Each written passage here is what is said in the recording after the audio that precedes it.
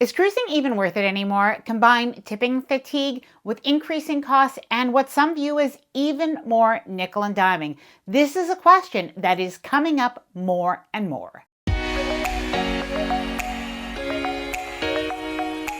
Whoa, I use the word more a lot in my opening segment, but you know what I mean. Hi there, I'm Ilana from the website lifewellcruise.com. Welcome back to my channel. Now I want to start off by saying I'm an avid fan of cruising, so I'm not advocating against cruising, and I think that if you're here watching this video, there's a good chance that you actually love cruising as well.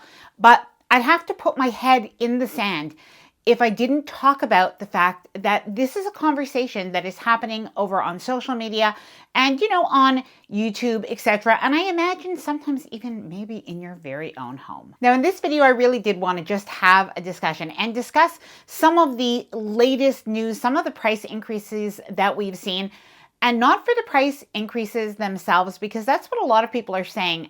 It's not the actual cost. It's what it means. It's maybe a little bit of an erosion in some cases of what some people perceive as value. And that means a lot. Now, I always want my videos to be helpful. So in addition to this discussion, I am going to offer some really good advice as to how at least we can shield ourselves from some of these price increases. Now, before I get started, I wanted to mention two things. First, I want to definitely hear from you, so leave your comments down below. And secondly, if you like this video, if you find it helpful, informative, or enjoyable in any way, then please do give this video a big thumbs up. I really do appreciate it. And please subscribe to the channel if you haven't done so already. Let's get started. All right, so first, let's start off with just tipping fatigue and the confusion about tips and service charges. Now, Carnival recently actually made an increase on their cruises of 18 to 20% of the service charge or the gratuity on packages, on drinks, and even some of the services like delivery of certain items to your cabin. Now, I know a lot of people are wondering, what does this mean for the daily gratuities? It honestly doesn't change anything. And by the way, even though I'm talking about Carnival now, this is something that actually, I think every single cruise line that's one of the mainstream cruise lines, they all have this. And while Carnival has increased from 18 to 20%, a lot of other cruise lines actually have this at 20% already. And this is, something common in resorts. And while tipping fatigue, I think a lot of us really have this.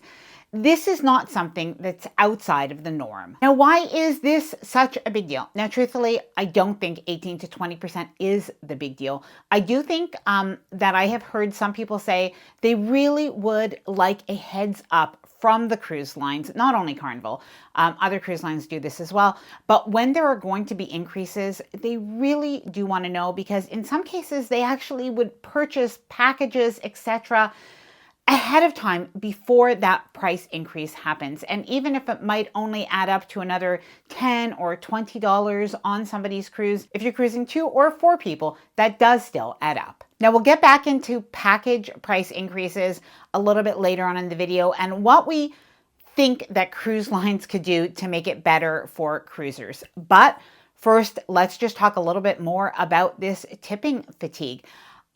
We have seen many people talk about removing their gratuities or crew appreciation on different cruise lines. And this has obviously been a topic of discussion. Some people have said that they think maybe the cruise line is actually making this increase to make up for this.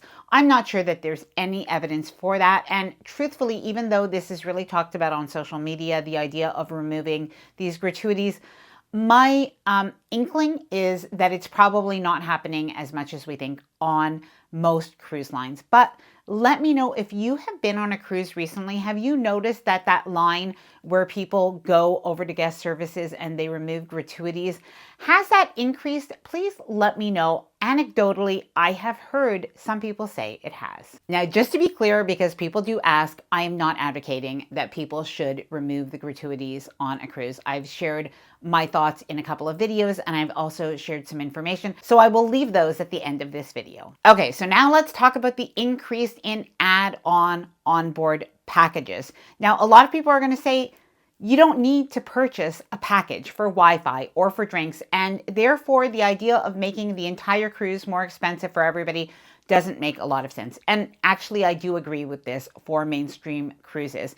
Even though I think it is wonderful when everything or as much as possible is included, I think it's not realistic for the mainstream or popular cruise lines that really have to be competitive in price against one another. They're not luxury cruises, so I don't think it's realistic for them to package, all of the drinks or the Wi-Fi even included in the price for most of them. But with the cost increasing, a lot of people are saying, you know what, it just feels like nickel and diming.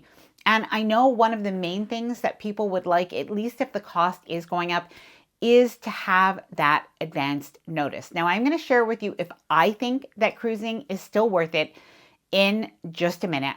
But here's where I have a little bit of advice. Now, this is something, even though we're talking about it now, this is something that does happen, I'd say about once a year. Sometimes it's even a little bit more, that cruise lines might increase the daily gratuities. And just to let you know, Carnival right now is at the lower end. I believe they are $16 per person per day in like a standard cabin non-suite.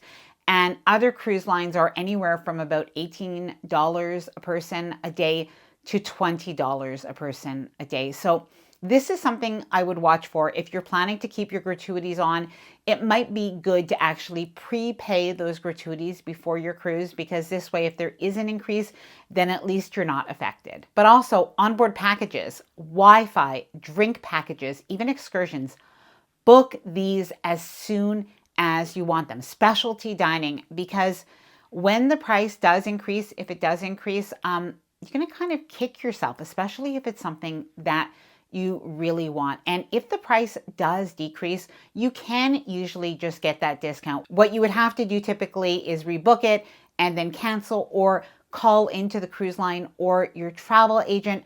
But this is probably your best bet. Loyalty. Now, this leads a lot of people to say, should I be loyal to one cruise line? Now, funny enough, I finally just reached my higher loyalty status on Princess. I just became elite, so I'm really happy about that.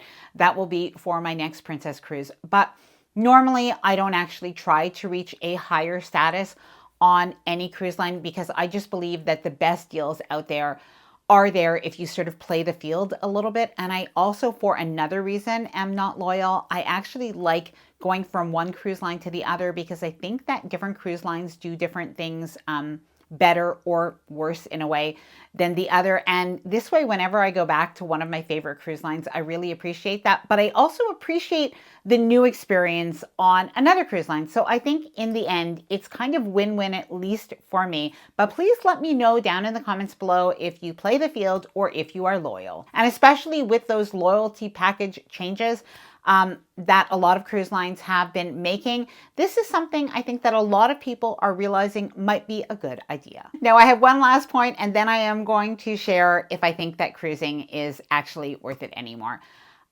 So something that somebody brought up, and I thought this was really interesting, is that cruise lines really should actually let everybody know, rather than kind of just putting this in the fine print or making these changes quietly. And the reason they say is because with social media now, when something happens, there's going to be some sleuth, whether it is like an influencer or a cruise news channel or a blogger. Somebody's going to find this information out, and it's going to spread really quickly. And it's so much better if it comes directly from the cruise line. And just like people talk about transparency when it comes to tipping, I think this is another example of where the cruise lines could be a little bit more forthcoming. So are cruises worth it? Is there still a lot of value to cruises? So I think 100% yes. And I always compare this to hotels, because when I look at the price of hotels, it is absolutely insane, the cost of a nice hotel. And if you've gone to dinner, and I'm not talking about just in your own hometown, although that might be pricey, but if you try to go to dinner in Miami or any other tourist area, you realize the cost of things. So I do think that cruising remains a good value. And there are so many different types of cabins that if you want something very affordable and you want to go with an inside cabin, or if you want to splurge a little bit more and go with a balcony or even a suite, you could really do that. And there are some different ways to save money. And beyond this, I actually had an absolute really yucky experience at a hotel while we were driving to Florida last year. I have never shared this story, but it has turned me off from hotel breakfast forever. And I actually, after leaving that hotel and the whole experience, I actually told Frank that this is something that would never have happened on a cruise. And I definitely stand by it. If you would like to hear the hotel story, just let me know, comment hotel or something like that, or hotel story down below in the comments. Now, let me know your opinion. Is cruising worth it? Down below in the comments, and any other suggestions or feedback that you have for the cruise lines. I hope that you enjoyed this video. If you did, please do give it a big thumbs up. Really do appreciate it. And please subscribe if you haven't done so already. Bye for now and happy cruising.